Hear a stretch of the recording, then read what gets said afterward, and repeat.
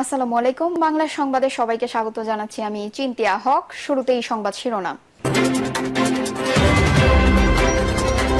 আগামী দিনের ক্ষমতা জনগণের জবাবদিহির হতে হবে বলছেন জোনায়েদ সাকি। এদিকে ভারতে ৫ মাস কেমন কাটলো শেখ হাসিনার, জানাবো। হামলার নেপথ্য বারবার সাজিশের নাম আসছে, তাকে অবস্থান পরিষ্কার করতে হবে। এবং সর্বশেষ জানাবো, সব ষড়যন্ত্রের বিরুদ্ধে রুখে দাঁড়াবে ছাত্রদল বলছেন টুকু। দর্শক শুনছিলেন সংবাদ শিরোনাম, এখন বিস্তারিত। আগামী দিনের ক্ষমতা জনগণের জবাবদিহির হতে হবে বলছেন জোনায়েদ সাকি। আগামী দিনের ক্ষমতা জনগণের জবাবদিহির হতে হবে বলে মন্তব্য করেছেন গণসংহতি আন্দোলনের প্রধান সমন্বয়কারী জোনায়েদ সাকি। বলেছেন, 53 বছরে বাংলাদেশের অনেক উন্নতি হয়েছে, কিন্তু বাংলাদেশের মানুষের ন্যায় বিচার প্রতিষ্ঠিত হয়নি। যদি ক্ষমতার জবাবদিহি থাকে তাহলেই আইনের সুশাসন প্রতিষ্ঠা পাবে। তিনি বলেন, ক্ষমতা এতদিন চলেছে ফ্যাসিবাদী কায়দায়, এটাকে পরিবর্তন করতে হবে। গণসংহতি আন্দোলনের প্রধান সমন্বয়কারী বলেন, সংবিধান সহ মৌলিক কাঠামোগত পরিবর্তন সম্পূর্ণ ও চূড়ান্ত করতে হলে নির্বাচন লাগবে। আগামী সংসদে কি কি মৌলিক পরিবর্তন হবে এগুলো আমাদের আলোচনা করতে হবে। তিনি বলেন, আগামী নির্বাচন হবে নতুন গণতান্ত্রিক রাজনৈতিক বন্দোবস্ত তৈরি নির্বাচন, কাজেই সেই নির্বাচনের জন্য সংস্কার হতে হবে। সংস্কার সভা তৈরির জন্য আমাদের সবাইকে ঐক্য তৈরি করতে হবে। আমরা দেশের জনগণকে নিজেদের অধিকার প্রতিষ্ঠার লক্ষ্যে ঐক্য প্রতিষ্ঠার আহ্বান জানাই।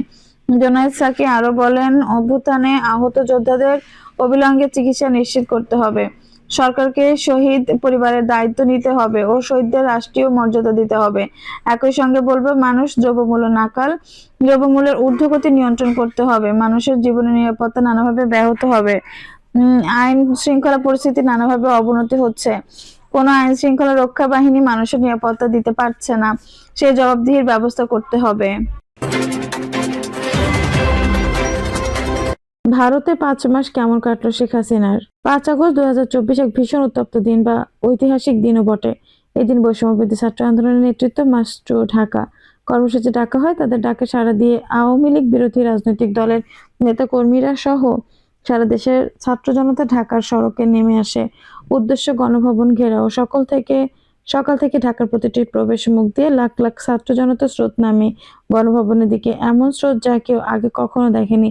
ঢাকার রাজপথে ছাত্র জনতার ঢলে পরিপূর্ণ এই যখন অবস্থা, তখনও শেখ হাসিনার পেটোয়া বাহিনী নির্বিচারে গুলি চালিয়ে যাচ্ছিল, কারণ তারা বুঝতেও পারেনি একটু বাদেই কি ঘটতে যাচ্ছে। কিন্তু থেমে থাকেনি ছাত্র জনতা। পুলিশের গুলিকে উপেক্ষা করে গণভবনমুখী যাত্রা চলতে থাকে। ছাত্র জনতা সেদিন সেনাবাহিনীর ভূমিকা ছিল প্রশংসনীয়। সেনা সদস্যরা কোনো ছাত্র জনতাকে বাধা দেয়নি, আবার ছাত্র জনতাও সেনা সদস্যদের সহযোগিতা করছিল। এই যখন সড়কের অবস্থা, তার কিছুক্ষণ আগে গণভবন ছেড়ে প্রধানমন্ত্রীর পদ থেকে পদত্যাগ করে ছোট বোন শেখ রেহানাকে সঙ্গে নিয়ে ভারতে চলে যান শেখ হাসিনা। ছাত্র জনতার বিপুল বিস্ময়কর স্রোত তখন গণভবনের দিকে ছুটে চলছিল। ৫ আগস্ট সকাল থেকে ঢাকার মোড়ে মোড়ে বিজিবির চেকপোস্ট বসানোর সিদ্ধান্ত হয়েছিল। আবার সেনাবাহিনী সরকারের কথা শুনতে চায়নি, অর্থাৎ ছাত্র জনতার উপর গুলি চালাতে চায়নি। ফলে তখন পালিয়ে যাওয়া ছিল শেখ হাসিনার হাতে একমাত্র বিকল্প। সেদিন শেখ হাসিনা বিমান বাহিনীর একটি হেলিকপ্টার কুর্মিটোলা ঘাঁটি থেকে উড়ে বঙ্গবন্ধু আন্তর্জাতিক সম্মেলন কেন্দ্র সংলগ্ন সাবেক বাণিজ্য মেলার মাঠে অবতরণ করে। তখন গণভবন থেকে শেখ হাসিনা ও শেখ রেহানা সেখানে যান। হেলিকপ্টারটিতে শেখ হাসিনা ও শেখ রেহানা উঠলে হেলিকপ্টারটি হযরত শাহজালাল আন্তর্জাতিক বিমানবন্দর রানওয়ের পশ্চিম অবস্থিত কুর্মিটোলা ঘাঁটিতে অবতরণ করে। তারপর হেলিকপ্টারটি ভারতের উদ্দেশ্যে উড়াল দেয়। এভাবেই সমাপ্তি ঘটে শেখ হাসিনার 15 বছরের স্বৈরশাসনের। শেখ হাসিনার ভারতে চলে যাওয়ার কথা চারিদিকে ছড়িয়ে পড়ার পর উল্লাসে ফেটে পড়ে সারা দেশে নির্যাতিত আন্দোলনরত জনতা। একই সঙ্গে কোণঠাসা হয়ে পড়ে আওয়ামী লীগ ও এর অঙ্গ সংগঠনের নেতাকর্মী সহ তাদের সমমাননারা। আজ সেই ঐতিহাসিক ৫ আগস্টের ৫ মাস পূর্তি। এখন আওয়ামী লীগ ও তাদের সমমাননারা হামলা ও খুনের মামলা নিয়ে কার্যত পালিয়ে বেড়াচ্ছে। অন্যদিকে ছাত্র জনতা সমর্থিত অন্তর্বর্তী সরকার দেশ চালাচ্ছে এবং আন্দোলনকারী ছাত্ররা রাষ্ট্র সংস্কারে মন দিয়েছে। শেখ হাসিনা তার ক্ষমতাকালের 15.5 বছর ধরে তিলে তিলে গড়ে তোলেন স্বৈরশাসনের ভিত্তি। তিনি তার ক্ষমতাকে কুক্ষিগত করতে আইন কিংবা নিয়মের ধার ধরেনি। তার যা মন চেয়েছে তাই তিনি করেছেন।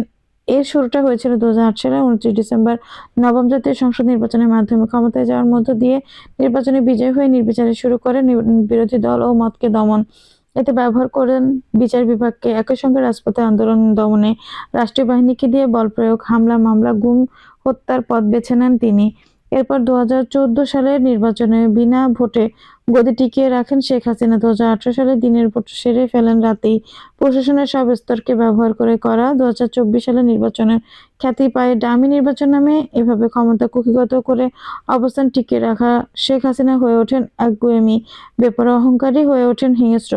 One man army. এই অহংকারের আগুনে পুড়ে অবমূল্যায়িত হন দলের জ্যেষ্ঠ নেতারাও। যদিও 2024 সালের 7 জানুয়ারি ডামি নির্বাচনের পর শেখ হাসিনার বেপরোয়া একগুঁয়েমি তার জন্য কাল হয়ে ওঠে। 7 মাস পূর্তির আগেই পালিয়ে যেতে বাধ্য হন তিনি। তবে জুলাই আগস্ট ছাত্র জনতার আন্দোলনে দলীয় কর্মীদের ব্যবহার, বাহিনীকে দিয়ে হত্যা দমনের মাধ্যমে ক্ষমতায় আঁকড়ে পড়ে থাকার সর্বোচ্চ চেষ্টা করেছিলেন তিনি। তারপরও শেষ রক্ষা হয়নি। শেখ হাসিনা প্রধানমন্ত্রিত্বের এই দীর্ঘ পথ পরিক্রমায় তার হিংস্রতার বিশদ বর্ণনা উঠে এসেছে আন্তর্জাতিক যুদ্ধ অপরাধ ট্রাইব্যুনাল মামলায়। গত 17 অক্টোবর বৈষম্যবিরোধী ছাত্র আন্দোলনের দমনের চেষ্টায় গণহত্যার 2 অভিযোগ সাবেক প্রধানমন্ত্রী শেখ হাসিনা সহ 46 জনের বিরুদ্ধে গ্রেপ্তারি পরোয়ানা জারি করে আন্তর্জাতিক অপরাধ ট্রাইব্যুনাল। হামলার নেপথ্য বারবার সাজিশে নাম আসছে, তাকে অবস্থান পরিষ্কার করতে হবে। কেন্দ্রীয় শহীদ মিনারে গতকাল শনিবার জাতীয় বিপ্লবী পরিষদ আয়োজিত নাগরিক সমাবেশে হামলার ঘটনা ঘটেছে। এতে গণ অধিকার পরিষদের মুখপাত্র ফারুক হাসান সহ জাতীয় বিপ্লবী পরিষদের বেশ কয়েকজন আহত হন। এই হামলায় নেপথ্য জাতীয় নাগরিক কমিটির মুখ্য সংগঠক ও জুলাই শহীদ স্মৃতি ফাউন্ডেশনের সম্পাদক সার্জিস আলমের জড়িত থাকার অভিযোগ ওঠে। হামলার প্রতিবাদে রোববার গণ অধিকার পরিষদ কেন্দ্রীয় শহীদ মিনারে বিক্ষোভ সমাবেশ করে। দলটির মুখপাত্র ফারুক হাসানের উপর হামলাকারীদের 24 ঘন্টার মধ্যে গ্রেপ্তারের দাবি জানান সভাপতি নুরুল হক নূর। সমাবেশের শেষে নূরের নেতৃত্বে একটি মিছিল নিয়ে শাহবাগ থানায় যান দলটির নেতাকর্মীরা। সমাবেশে নূর বলেন, আগামী 24 ঘন্টার মধ্যে হামলাকারীদের গ্রেপ্তার করা না হলে আমাদের নেতাকর্মীরা ব্যবস্থা নেবে। বারবার সাজিশের নাম আসছে এই হামলার নেপথ্যে। আশা করি সে তার অবস্থান পরিষ্কার করবে। এই হামলার পেছনে বিদেশি ষড়যন্ত্রও থাকতে পারে। একই দাবি জানানোর পাশাপাশি দলটির সাধারণ সম্পাদক রাশেদ খান সমাবেশে আওয়ামী লীগ নিষিদ্ধের দাবিও তোলেন। এই সময় তিনি উপদেষ্টা পরিষদের সমালোচনা করে বলেন, প্রধান উপদেষ্টাকে বলতে চাই, যেসব উপদেষ্টা জনগণের পালস বোঝে না তাদের বাদ দিয়ে নতুন উপদেষ্টা নিয়োগ করুন। ফারুকের মতো হামলাকারীদের 24 ঘন্টার মধ্যে গ্রেপ্তার করা না হলে স্বরাষ্ট্র উপদেষ্টাকে ঘেরাও করব, তার অপসারণের আন্দোলন করব। এই বিষয়ে জানতে চাইলে শাহবাগ থানার ভারপ্রাপ্ত কর্মকর্তা ওসি মোহাম্মদ খালিদ মনসুর বলেন, তারা আমাদের এখানে এসেছে অপরাধীদের দ্রুত গ্রেপ্তার করার দাবিতে। আমরা তাদের বলেছি মামলা হয়েছে, আমাদের কাজ চলমান, আসামিদের গ্রেপ্তার করতে আমাদের ন্যূনতম একটা সময় দিতে হবে। তারা 4 জনের নাম সহ অজ্ঞাত 10 থেকে 15 জনের বিরুদ্ধে মামলা করেছে। আমরা হামলার ঘটনার ভিডিও ফুটেজ সংগ্রহ করেছি, দ্রুতই আসামিদের গ্রেপ্তার করব। প্রসঙ্গত, গতকাল শনিবার কেন্দ্রীয় শহীদ মিনারে জাতীয় বিপ্লব পরিষদ নাগরিক সমাবেশে বক্তব্য দেওয়ার কিছু সময় গণ অধিকার পরিষদের সিনিয়র সহ সভাপতি ফারুক হাসানের উপর হামলার ঘটনা ঘটেছে। এই হামলা জাতীয় নাগরিক কমিটির মুখ্য সংগঠক সার্জিস আলম জড়িত বলে অভিযোগ করেন জাতীয় বিপ্লবী পরিষদের আহ্বায়ক খোমেনি ইহসান। শনিবার রাতে সামাজিক মাধ্যম ফেসবুকে দেওয়া এক পোস্টে তিনি বলেন, জাতীয় বিপ্লবী পরিষদের সমাবেশে হামলার নেপথ্যে জাতীয় নাগরিক কমিটি সার্জিস আলম জড়িত। হামলাকারীরা একসময় যুবক দল করলেও বর্তমানে সার্জিসের সঙ্গে সম্পৃক্ত। সার্জিস আমাদের নাগরিক সমাবেশ বানচালে জড়িত থাকার অডিও ক্লিপস আমি এক ছাত্র উপদেষ্টার কাছে পাঠিয়েছি। দর্শক, এই ছিল এখনকার সর্বশেষ সংবাদ। নিশ্চয়ই ভালো লাগলো অবশ্যই একটা লাইক দিন, কমেন্টে আপনার মূল্যবান মতামত জানান।